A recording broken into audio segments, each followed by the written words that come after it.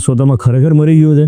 એટલે યુધિષ્ઠિર કહે છે, ધર્મરાજ યુધિષ્ઠિર કહે છે કે હા ગુરુવર, તમે જે સાંભળ્યું કે અશ્વત્થામા મરી ગયો છે એ વાત સત્ય છે, પણ હવે જે આટલું બોલે છે ને ત્યાં કૃષ્ણ ભગવાન પહેલેથી એને ખબર હતી કે જે વ્યક્તિ જેવો છે છલ કરવું પડે તો છલ, સામ દામ દંડ પેલું કહેવાય છે ને, તો એ ટાઈમે એ યુક્તિ કરે છે. એટલે એ શું કરે છે, આમ હાથ ઊંચો કરે છે. એટલે જ્યારે કૃષ્ણ ભગવાન હાથ ઊંચો કરે ત્યારે ના જ થાય કે કોઈ માણસ મરી ગયો છે, રાઈટ. એટલે આવી રીતે હાથ ઊંચો કરે બધાને ઈશારો કરે છે કે ના દોગાડો, રાઈટ. એટલે પણ હજી જ્યાં બોલે છે ને ત્યાં ચારે બાજુથી ના જ થવા માંડે છે.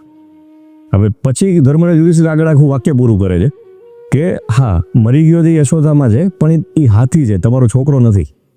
એ પણ પછીનું વાક્ય છે એ દ્રોણાચાર્ય સાંભળી નથી એકા, એને આગળનું સાંભળ્યું કે હા અશ્વત્થામા મરી ગયો છે, એટલું વાક્ય સાંભળી લીધું. એટલે એ ગાંગા વાંગા થઈ ગયા. પછીનું જે છે હાથી મરી ગયો એને સાંભળ્યું જ નથી.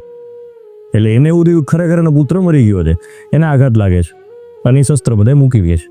અને જેવો આ મૂકો મળે છે ત્યારે પાંડવો બધા વાર કરીને મારી નાખે છે, રાઈટ. આ દ્રોણાચાર્યનો અંત થઈ જાય. હવે આ વસ્તુ અશ્વત્થામાને ખબર પડે.